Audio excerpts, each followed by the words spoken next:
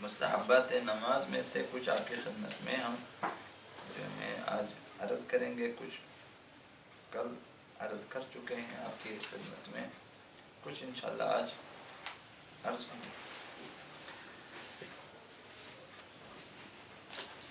کل ہم یہاں تک پہنچے کہ سورہ قل هو اللہ کی تلاوت کے بعد نماز میں ایک دو یا تین بار کذالک اللہ ربی یا کذالک اللہ ربنا کہنا مستحب ہے. تو یہ قنوت کے ساتھ اس کا واسطہ نہیں ہے, اس کا تعلق قل هو اللہ سے ہے. ہم سمجھتے ہیں کہ اس کا تعلق قنوت کے ساتھ ہے. جس نے قنوت پڑھنا وہ کذالک اللہ ربی پڑھیں گے, جس نے نہیں پڑھنا وہ نہیں پڑھیں گے. تو ایسا نہیں ہے. پہلی رکعت میں بھی اگر آپ نے کہا قل هو اللہ پھر کذالک اللہ ربی مستحب ہے. تمام نمازوں کی پہلی رکعت میں سورہ حمد کے بعد سورہ انا انزلنا اور دوسری رکعت میں سورہ قل هو اللہ کی تلاوت مستحب ہے. تمام نمازوں میں, یومیہ نمازوں میں, بلکہ دوسری نمازوں میں بھی پہلی رکعت میں سورہ حمد کے بعد انا انزلنا, دوسری رکعت میں سورہ حمد کے بعد سورہ توحید قل هو اللہ مستحب ہے. مستحب ہے. تو بعض لوگ واجب سمجھتے ہیں, واجب نہیں ہے. یومیہ نمازوں میں یا مستحب نمازوں میں سورہ قل هو اللہ واجب نہیں ہے. آپ اگر چاہیں نہ پڑھیں, دوسری رکعت میں بھی سورہ انا انزلنا پڑھیں, سورہ کوثر پڑھیں, سورہ فلاح پڑھیں, سورہ ناس پڑھیں, سورہ کافرون پڑھیں, آپ کی مرضی.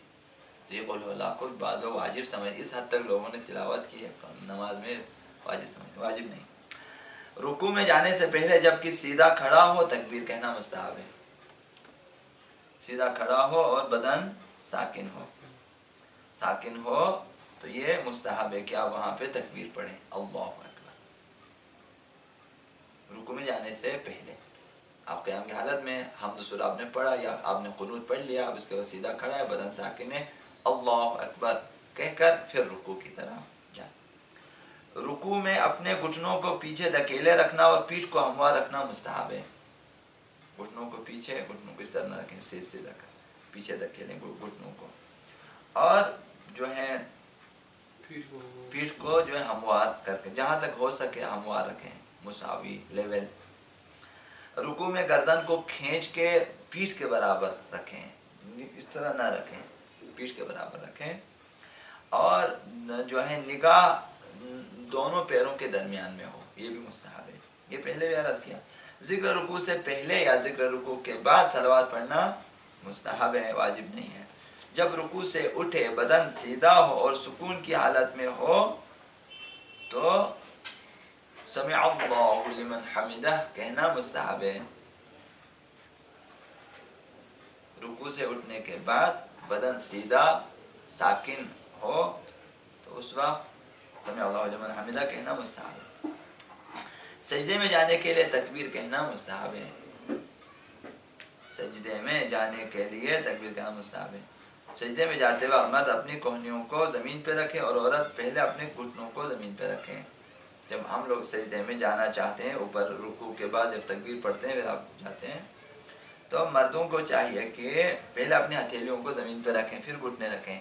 عورتیں اس طرح بیٹھیں, پہلے گھٹنوں کو رکھیں پھر ہتھیلیوں کو رکھیں. مستحب ہے, واجب نہیں ہے. سجدے میں ناک کو سجدگاہ یا ایسی چیز پر رکھیں جس پر سجدہ صحیح ہو, مستحب ہے. خاک شفا ملے, ایک سجدگاہ ناک کی برابر میں رکھیں تاکہ سجدے میں ناک بھی وہیں پر, یا کوئی لکڑی یا کوئی پتھر یا کوئی سنگمرمر, کوئی ایسی چیز کہ جو ہیں جس پہ آپ اس پہ سجدہ صحیح ہو, ہم سجدہ کر سکیں.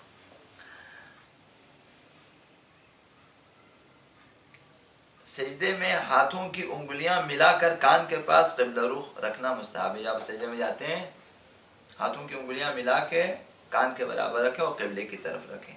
سر تو ہے قبلے کی طرف, ہاتھوں کو بھی ادھر ادھر نہ رکھیں, بعض اس طرح رکھیں, اس طرح رکھیں, بعض اس طرح رکھیں, نہ رکھیں, سیدھا رکھیں قبلے کی طرف. مستحب ہے, یہ واجب نہیں ہے. اور سجدے میں ہاتھوں کی انگلیاں ملا کر جو ہیں کان کے برابر قبلے کے. ہر سجدے کے بعد بیٹھ کر جب بدن ساکن ہو تو تکبیر کہنا مستحب ہے.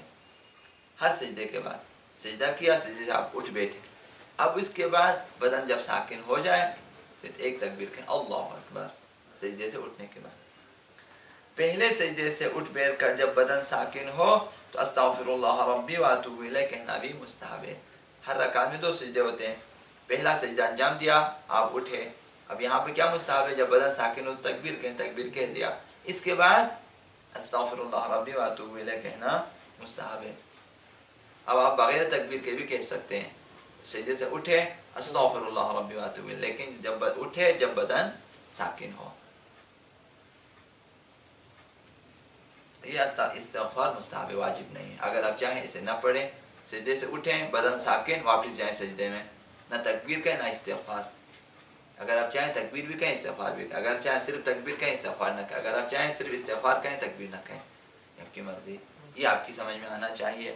یہ ضروری ہے کہ آپ لوگ جو ہے انہیں اپنے ذہنوں میں رکھیں. اور محمد و آل محمد صلی اللہ علیہ وسلم.